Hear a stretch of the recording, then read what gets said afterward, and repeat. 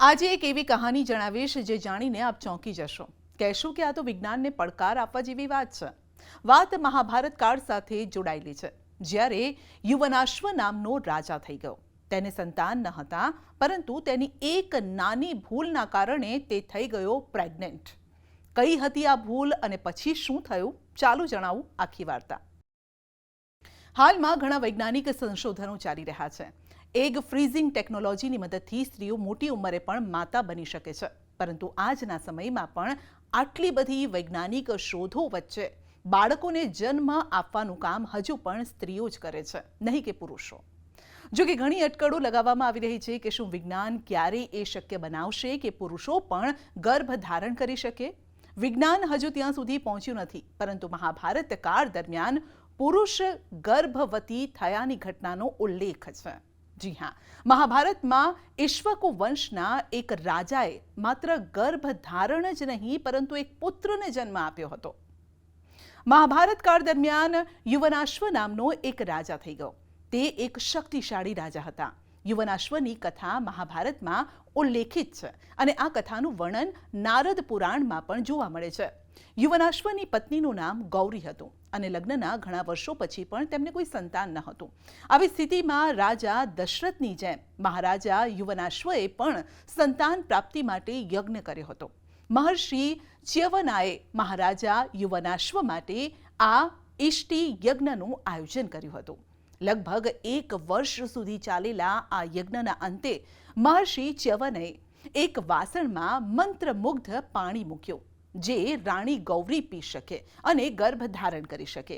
યજ્ઞ પૂર્ણ થયા પછી બધા થાકેલા હતા અને ગાઢ નિંદ્રામાં સરી પડ્યા।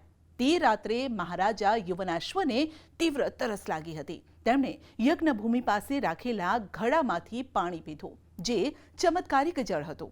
જો કે આ જળ તેમની પત્નીએ પીવાનું હતું, પરંતુ રાજાને ખૂબ જ તરસ લાગી હોવાથી તરસ छिपाવવા માટે ભૂલથી તે પાણી પી ગયા।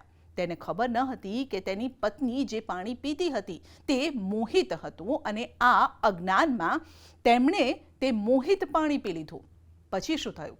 પરિણામે તે ગર્ભવતી થઈ ગયા। જી હા, એટલે કે ગર્ભ ધારણ કરી લીધો। જ્યારે બાળકના જન્મનો યોગ્ય સમય આવ્યો ત્યારે રાજા ખૂબ જ ચિંતિત થઈ ગયા કે બાળકનો જન્મ કેવી રીતે થશે, કારણ કે તે એક પુરુષ હતા। પછી મહર્ષિ ચ્યવનએ દેવતાઓના વૈદો અશ્વિન કુમારોને બોલાવ્યા। તેમણે યુવનાશ્વની જાંઘ કાપી નાખી અને એક બાળક બહાર કાઢ્યો। ઇન્દ્ર માંધાતાની માતા બન્યા હતા। જી હા, બાળકના જન્મ સાથે એક સમસ્યા ઊભી થઈ હતી, તેને દૂધ કેવી રીતે પીવડાવવું। પછી ભગવાન ઇન્દ્ર પોતે આવ્યા અને બાળકના મોંમાં પોતાની તર્જની આંગળી મૂકી, જેમાંથી દૈવી દૂધ નીકળ્યું હતું। તે દિવ્ય દૂધથી સંતુષ્ટ થઈને બાળક 13 ઇંચ મોટું થયું અને સંતોષથી તે સૂઈ પણ ગયું હતું।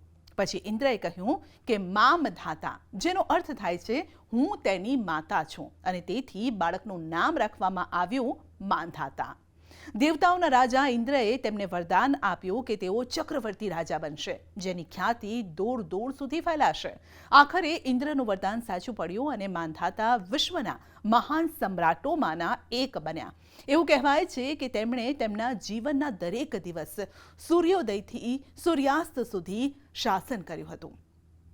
એવું કહેવાય છે કે 44 પેઢીઓ પછી ભગવાન રામનો જન્મ આ જ ઇક્ષ્વાકુ કુળમાં થયો હતો।